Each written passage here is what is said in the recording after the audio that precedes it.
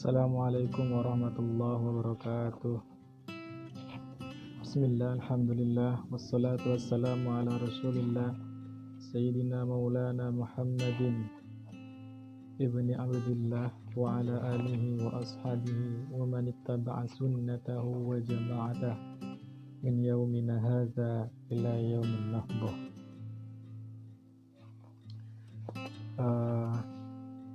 Melanjutkan kajian yang kemarin, yakni kajian yang telah rutin kita lakukan, pengajian kitab Aqidatul Awam, di mana kemarin sudah membahas sifat jaiz Allah, sifat jaiz Rasul, dan sifat wajib para Rasul, dan juga bait tentang kemaksuman para Rasul. Kemudian insya Allah pada kesempatan kali ini saya akan melanjutkan nazam yang membahas tentang perincian dari para Rasul itu sendiri. Para Rasul yang berjumlah 25. Sebelum rincian para Rasul yang 25, ada satu bait yang menjelaskan tentang apa itu sifat mustahil. Bismillahirrahmanirrahim. Yang pertama yakni al-mustahil fi haqqillahi ta'ala wa rasulihi alaihi salatu wassalam. Bait ini menjelaskan tentang apa itu sifat-sifat mustahil. Qala an-nazim rahimahullahu wal mustahilu biddu kulli wajibi fa fadli khamsina bi hukmin wajibi. Sifat-sifat yang mustahil itu adalah kebalikan atau lawan dari sifat-sifat wajib. Maka hafalkanlah 50 sifat-sifat tersebut. Jadi di sini Nazim Said Ahmad Al-Mazuki mengatakan bahwasanya wajib bagi setiap mukallaf, bagi setiap mukmin untuk menghafalkan akidah ini. Wajib penganut akidah syariah wajib untuk menghafalkan 50 sifat.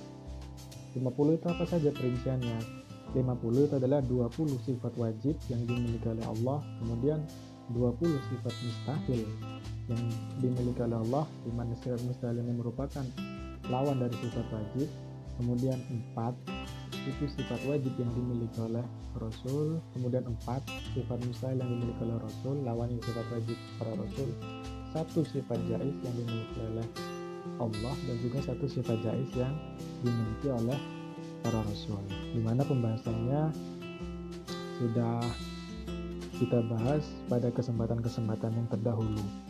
Sini apa saja yang dimaksud dengan sifat mustahil? Sifat mustahil bagi Allah jelas dari kebalikan dari 20 sifat wajib itu. Wujud, qidam, baqa itu lawannya itu pasti sifat mustahil. Yang pertama itu adalah adam, yang menjadi lawan dari wujud. Adam itu tidak ada.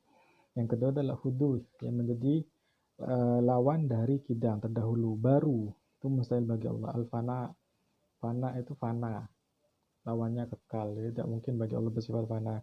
Al-mumatsalah lil hawadis, serupa dengan makhluk, itu tidak mungkin bagi Allah Subhanahu wa taala. Laisa kamitslihi syai'un, dan ayat walam yakul lahu kufuwan ahad. Kemudian yang kelima itu ada adamul qiyam bi nafsihi, tidak adanya sifat berdiri sendiri, itu juga mustahil, kebalikan dari al-qiyamu bi nafsihi atau qiyamu bi nafsihi. Yang keenam itu ta'addud itu berbilang, lawannya dari wahdaniyah tunggal. Yang ketujuh itu adalah ajiz, Allah bersifat lemah, itu mustahil, lawan dari qudrah atau mampu. Kedelapan adalah karohah, terpaksa. Kemudian sifat terpaksa itu mustahil bagi Allah, yang menjadi lawan sifat iradah. Yang kesembilan adalah al-jahlu, bodoh, di mana Allah itu bersifat al-ilmu atau mengetahui, maka mustahil bagi Allah untuk mempunyai sifat al-jahlu atau bodoh. Yang ke-10 itu adalah al-maut, yang menjadi lawan dari sifat al-hayat. Allah itu hidup, di mana sudah dijelaskan bahwasanya hidup, sifat hayat ini, maha hidup itu merupakan sandaran dari semua sifat-sifat salbiyah yang dimiliki oleh Allah. Bukan sifat-sifat sabiah, bukan sifat-sifat sabiah, tapi sifat ma'ani yang dimiliki oleh Allah, seperti iroda, kemudian ilmu, sami, basor, basir. Itu merupakan sifat ma'ani, di mana sifat tersebut melekat dan berdiri di dalam zatnya Allah Ta'ala untuk mengimplementasikan sifat-sifat tersebut. Itu lawannya maut. Yang ke-11 itu adalah somam. Somam itu adalah tuli, lawan dari kata sami, mendengar. 12 itu adalah al-ama. Al-ama itu buta, lawan dari kata basor. Yang ke-13 itu adalah al-bukmu, yang menjadi lawan sifat wajib bagi Allah al-kalam. Al-kalam sifat wajib bagi Allah, jadi Allah tidak mungkin bersifat al-bukmu atau bisu, tidak mungkin bagi Allah. Kemudian yang 7 sisanya itu adalah sifat ma'nawiyah, yang merupakan kelanjutan atau turunan dari pembahasan sifat ma'ani yang berjumlah 7 juga. Ini kaunuhu ajizan, kaunuhu karihan, kaunuhu jahilan, kaunuhu majitan, kaunuhu asom, kaunuhu a'ma, kaunuhu abkam. Kemudian sifat yang mustahil bagi para rasul itu juga ada 4, di mana sifat wajib ada 4, sifat mustahil itu juga ada 4. Yang pertama itu adalah al-balaghah, yang menjadi lawan dari al-fatonah. Fatonah itu cerdas, tajamnya akal, untuk melawan hujah ada para musuh. Jadi setiap nabi itu pasti punya musuh yang membantah atau membantah dakwah nabi. Jadi ketajaman akal yang dimiliki oleh para rasul itu untuk melawan hujah ya dari para pembangkang atau dari para musuh itu sifat wajibnya fatonah. Jadi tidak mungkin bagi para rasul untuk bersifat bodoh, tidak cerdas, itu tidak mungkin. Yang kedua itu adalah al-kazab. Al-kazab itu dusta, tidak mungkin juga bagi para rasul untuk bersifat dusta. Nah, sifat wajibnya itu adalah sifat as-sidq atau jujur. Yang ketiga itu adalah al-kitman. Kitman itu menyampaikan sekaligus mendidik, mengajarkan bagi manusia tentang syariat-syariat atau wahyu yang diturunkan oleh Allah. Lawan dari tabligh. Sifat wajibnya itu tabligh. Lawannya itu adalah al-kitman. Kitman itu menyimpan, mustahil adanya bagi para rasul. Yang keempat itu adalah al-khiyanah. Al-khiyanah itu tidak mungkin, para rasul tidak mungkin mempunyai sifat khiyanah. Jadi yang sifat wajib untuk amanah, rasul itu selalu amanah, setiap apapun amanah. Bahkan Nabi Muhammad itu sebelum jadi rasul itu mempunyai sifat al-amin, itu kan sudah terkenal. Bahkan para musuh, meskipun masih jadi musuhnya Nabi Muhammad ketika masa kenabian, masa risalah, tetapi tetap mempercayakan urusan kepada Nabi Muhammad. Ketika ada konflik, pasti yang dicari itu nanti Nabi Muhammad untuk mendamaikan. Kenapa? Karena dari kecil Nabi Muhammad itu sudah terkenal mempunyai sifat al-amin, amanah. Nah, ini lawannya itu adalah sifat khiyanah. Seperti itu. Nah, jadi itu pembahasan tentang sifat-sifat wajib, sifat mustahil, dan juga sifat jaiz. Jadi watil kal aqaidu yajibu alaina hifdzuha. 50 sifat-sifat tersebut wajib bagi kita untuk menghafalnya, bagi kita umat muslim untuk menghafalnya. Inilah rumusan 50 sifat yang dimiliki oleh akidah Asy'ariyah. Lanjut ke bait selanjutnya. Bait selanjutnya ini membahas tentang perincian jumlah para rasul. Rasul itu ada 25. Nah, ini nanti dirinci oleh bait-bait ini. Adadur rusul yang alaihi wassalatu wassalam al-madhkurina fil Qur'an. Rasul-rasul yang disebutkan di dalam Al-Qur'an. Qala an-nazim rahimahullahu ta'ala. Bismillahirrahmanirrahim. Tafsilu khamsatin wa ashrina lazim kullu mukallafin fahaqiq wa tanin hum adamun idrisun nuhun hudun ma Salih wa Ibrahim kullu muttaba' Lutun wa Ismailu Ishaqun kadza Yaqubu Yusufu wa Ayyubu tada. Nah, pembahasannya sampai Nabi Ayub dulu ya. Nanti pembahasan perincian setelah Nabi Ayub itu insya Allah akan dibahas pada kesempatan selanjutnya. 25 itu siapa saja? Yang pertama itu adalah Nabi Adam. Nabi Adam itu adalah bapak dari para manusia, bapak dari manusia, Abul Bashar. Abul Bashar itu bapak daripada manusia. Manusia pertama yang diciptakan oleh Allah itu adalah Nabi Adam, di mana Nabi Adam ini dulu penghuni surga, kemudian melakukan kesalahan, memakan buah khuldi, diturunkan oleh Allah ke bumi. Jadilah anak turunannya itu tinggal di bumi, seperti itu. Yang kedua itu adalah Nabi Idris. Nabi Idris ini siapa? Wahwa jaddu Abi Nuh, yang wahwa jaddu Abi Nuh kama rawahu al-Bukhari, sebagaimana yang telah diriwayatkan oleh hadis dari Imam Bukhari. Nabi Idris ini adalah buyut dari Nabi Nuh. Jadi kakeknya bapaknya Nabi Nuh, berarti kan buyut. Kakeknya bapaknya berarti Nabi Nuh, itu berarti buyutnya Nabi Nuh, itu Nabi Idris. Kemudian yang ketiga ini Nabi Nuh, wallazi anjahu Allah Ta'ala wa ma ma'ahu minal gharq bitufan. Nabi Nuh ini adalah nabi yang diselamatkan oleh Allah dari tenggelamnya kapal, di mana ada salah satu putranya Nabi Nuh itu yang tidak selamat dari kapal itu, yang bernama Kan'an. Kisah ini sangat masyhur. Illa ibnahu fa innahu ghariqa ma'aman ghariqa. Kecuali anak laki-lakinya yang bernama Kan'an itu tidak selamat. Wallazi istamarra fi da'wati tis'umi'atin wa khamsina aman. Nabi Nuh di sini dijelaskan bahwasanya beliau itu mengemban misi dakwah kerasulan dan kenabian itu selama 950 tahun. Jadi usianya manusia orang-orang dulu itu kan panjang-panjang, sampai ratusan tahun, beda dengan usia zaman akhir, paling rata-rata 60 sampai 80 tahun itu normalnya. Jadi kalau Nabi Nuh ini dakwahnya, risalahnya itu sampai 950 tahun masanya. Yang keempat itu adalah Nabi Hud. Wa huwa nabiyyun min naslisan bin Nuh arsalahullahu ta'ala ila qaumi Adin. Yang keempat adalah Nabi Hud. Nabi Hud itu adalah keturunan dari Sam bin Nuh. Sam bin Nuh yang dimana Nabi Hud ini diutus kepada kaum Ad.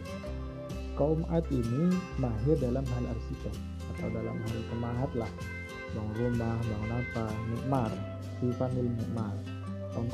Kaum yang mahir dalam arsitek itu kaum Ad. Nah, Nabi Hud ini diutus pada kaum Nuh tersebut.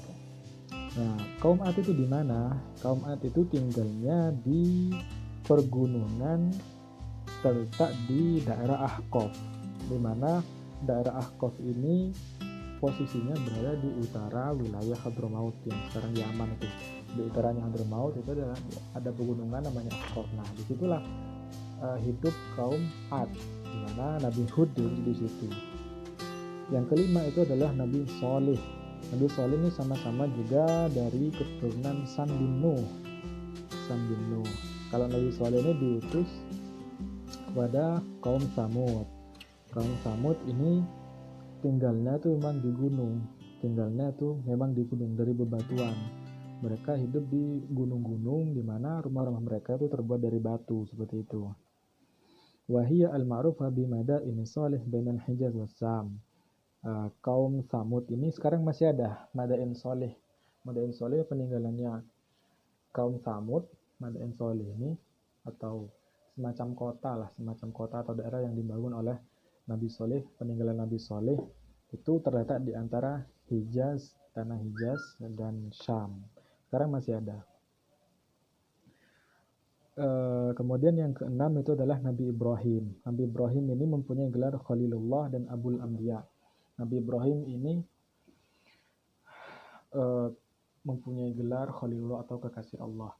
Dia juga mempunyai gelar Abul Anbiya, karena para nabi setelah Nabi Ibrahim itu rata-rata nisbatnya itu mempunyai nisbat kepada Nabi Ibrahim atau masih masuk dalam keturunan dari Nabi Ibrahim, seperti itu.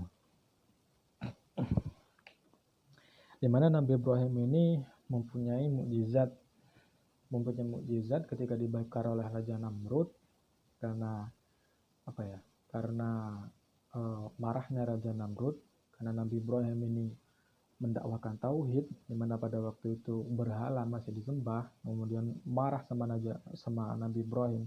Nabi Ibrahim hendak dibakar. Pada waktu dibakar itu diberikan mukjizat oleh Allah bahwasanya api itu tidak bisa membakar oleh Nabi Ibrahim. Yang ketujuh itu adalah Nabi Lut. Nabi Lut itu adalah keponakan dari Nabi Ibrahim. Nabi Lut. Nabi Lut ini diutus pada kaum Sodom, kaum Sadum atau kaum Sodom. Kaum Sodom ini siapa? Kaum Sodom ini adalah mereka di mana laki-lakinya itu tidak mau menikahi perempuan, tidak mau kawin dengan perempuan, tapi kawin laki-laki sesama laki-laki. Atau istilah modernnya sekarang itu adalah LGBT. Kalau dulu sudah ada namanya kaum Sodom. Kaum Sodom ini adalah kaumnya Nabi Lut. Nabi Lut diutus pada kaum Sodom. Mereka tidak menikahi perempuan, mengawini perempuan, tapi mengawini laki-laki sama laki-laki. Kemudian Allah mengazab mereka, semuanya itu selamat.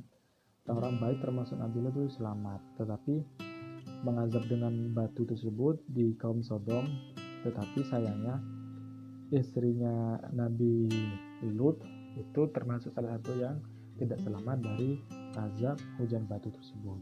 Itu. Kemudian yang kedelapan itu adalah Ismail bin Ibrahim, ummuhu Hajar. Yang kedelapan itu adalah Nabi Ismail. Siapa Nabi Ismail ini? Nabi Ismail ini adalah putra dari Nabi Ibrahim, dari istri yang bernama Hajar. Nabi Ibrahim itu punya dua istri. Yang pertama itu Hajar, yang kedua itu Sarah. Siti Hajar sama Siti Sarah. Nah, kalau dari istri yang bernama Siti Hajar ini, Nabi Ibrahim mempunyai anak bernama Ismail. Dia diutus di kabilah Yaman dan juga Amalik. Amalik ini adalah orang-orang yang mempunyai fisik tinggi, orang-orang yang mempunyai postur tubuh tinggi, itu kaum Amalik, kaum Yaman. Di mana kaum Amalik ini nanti pada akhirnya tersebar di seluruh jazirah Arab, seluruh kawasan bangsa Arab. Itu dulu namanya kaum Amalik waktu pada zaman Nabi Ismail. Kemudian yang kesembilan itu adalah Ishak bin Ibrahim.